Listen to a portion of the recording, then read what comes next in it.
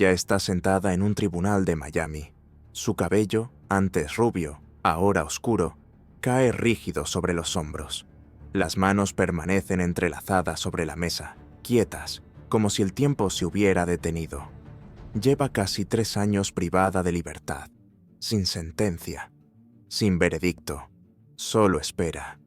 Sus abogados le prometieron una salida bajo fianza. La presentaron como sobreviviente, como una mujer que reaccionó para protegerse de un compañero violento. La estrategia parecía funcionar, hasta que apareció el video. Y entonces, todo cambió. Lo que estamos a punto de recorrer es el punto exacto en el que la evidencia comenzó a hablar más fuerte que cualquier discurso defensivo. No por semanas, no por meses, por el resto de su vida. Este es el caso de una figura digital con millones de seguidores, un estilo de vida de lujo y una relación marcada por el conflicto. Un expediente que sacude certezas sobre la violencia en pareja, el poder de la fama en redes sociales y el peso definitivo de los registros audiovisuales. Courtney Taylor Clenny no siempre vivió rodeada de privilegios.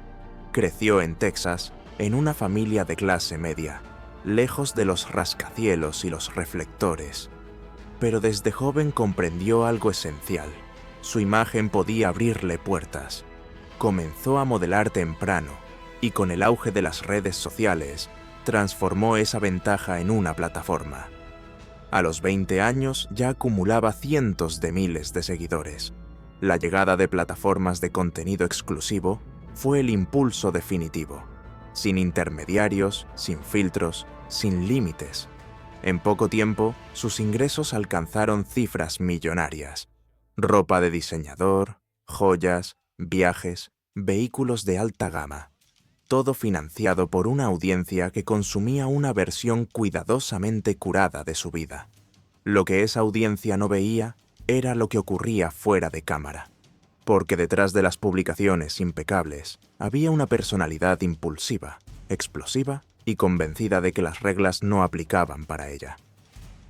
Christian Tobio Bamelli apareció en su vida en 2020. Era, en muchos sentidos, su opuesto. Tranquilo, analítico, enfocado.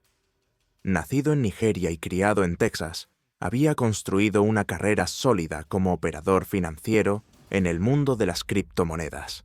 Inteligente, reservado, poco preparado para la intensidad que estaba por venir.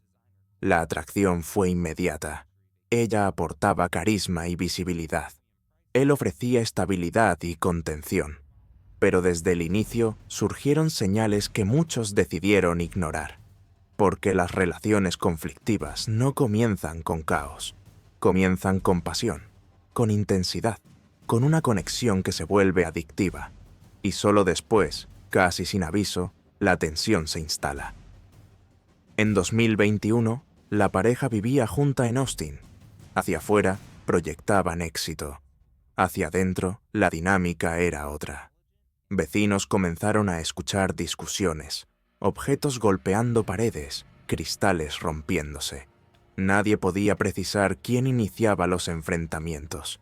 Y esa ambigüedad sería clave más adelante. Christian no pidió ayuda. No llamó a las autoridades. No habló con su familia. Sabía cómo se contaría la historia si salía a la luz. El ciclo se repetía. Estallido, silencio, reconciliación. Y cada vez, la intensidad aumentaba. En agosto de 2021, un viaje a Las Vegas marcó un antes y un después. Lo que debía ser una escapada terminó con intervención policial. Las cámaras corporales registraron a Christian con lesiones visibles y a Courtney admitiendo haber arrojado un objeto de vidrio durante una discusión. No fue un forcejeo mutuo. No fue una reacción desesperada. Fue un arrebato. Aún así, los cargos se diluyeron y el episodio quedó atrás. Para muchos, debió ser la señal definitiva. No lo fue. Lejos de separarse, decidieron empezar de nuevo. En enero de 2022, se mudaron a Miami. Un apartamento de alto nivel en un rascacielos exclusivo, con renta mensual de 5 cifras, seguridad permanente y vistas privilegiadas. un entorno diseñado para la élite. Pero el cambio de escenario no cambió la relación, la empeoró. Las discusiones continuaron. La seguridad del edificio fue llamada en múltiples ocasiones. La policía acudió varias veces en apenas 3 meses. La administración inició un proceso de desalojo por disturbios reiterados y pagos atrasados. Todos sabían que algo ocurría en el apartamento 2201, pero nadie intervino de forma decisiva. Las percepciones jugaron su papel. Cuando veían a Courtney, veían a una mujer joven y exitosa. Cuando veían a Christian, veían a un hombre corpulento. La suposición era automática y peligrosa. En febrero, las cámaras del ascensor captaron una escena que luego sería central en el proceso judicial. Courtney agrediendo repetidamente a Christian. Él no responde, no contraataca, intenta calmarla, protegerse. Ese detalle sería imposible de ignorar más adelante. Con el tiempo, Christian comenzó a registrar discusiones en secreto, audios que luego serían recuperados de su teléfono. En ellos se escucha a Courtney desbordada, profiriendo amenazas, humillaciones y estallidos de furia. Las grabaciones trazan un patrón claro, no de miedo, sino de control. Mientras tanto, la presión aumentaba. El desalojo avanzaba. Las finanzas comenzaban a tensarse. Y Courtney, lejos de calmarse, se volvía más errática. No temía a Christian, temía a las consecuencias. 2 días antes del hecho central del caso, llamó a las autoridades para consultar sobre una orden de restricción. Se presentó como víctima. Su madre viajó desde Texas para ayudarla a sacar a Christian del apartamento. Legalmente no era sencillo. Y entonces la situación escaló. El domingo 3 de abril de 2022 comenzó con normalidad. Videos matutinos, risas con los perros, publicaciones en redes. Christian salió a comprar comida. Cuando regresó, el ambiente era distinto. La discusión comenzó por un tema aparentemente menor, la ubicación compartida en sus teléfonos. Lo que siguió ocurrió dentro del apartamento. La versión inicial de Courtney fue clara. Dijo haber reaccionado para protegerse. Afirmó que lanzó un objeto punzante desde la cocina para ahuyentarlo. La evidencia física, más tarde, contaría otra historia. Pero en ese momento, ella creyó que su relato bastaría. Pasaron 14 minutos entre los gritos escuchados por vecinos y la llamada de auxilio. Durante ese intervalo, no se comunicó con servicios de emergencia. Llamó a su madre. Cuando las autoridades llegaron, el pasillo, el ascensor y el interior del apartamento mostraban rastros evidentes de lo ocurrido. Christian fue trasladado de urgencia a un hospital. Courtney, aún cubierta de sangre, hablaba con agentes, convencida de que todo se aclararía. Horas después, se confirmó lo inevitable. Mientras Courtney insistía en su versión, los investigadores analizaban la escena. La orientación de la herida, la profundidad, los patrones de sangre, la ubicación del objeto utilizado. Nada coincidía con un lanzamiento a distancia. Todo indicaba proximidad, control, un acto directo. Aún así, no fue detenida de inmediato. Durante meses, permaneció en libertad mientras el caso se consolidaba. Viajó. Ingresó a un centro de rehabilitación. Intentó construir una narrativa alternativa. No funcionó. En agosto de 2022, fue detenida en Hawái y acusada formalmente. La imagen pública se resquebrajó. La influencer intocable enfrentaba, por primera vez, un sistema que no compraba su historia. Pero esto era solo el inicio. La noche en que Christian Obumseli perdió la vida no solo marcó un punto de quiebre irreversible, sino que activó una cadena de decisiones, contradicciones y revelaciones que terminarían por desmoronar la versión inicial presentada por Courtney Clenny.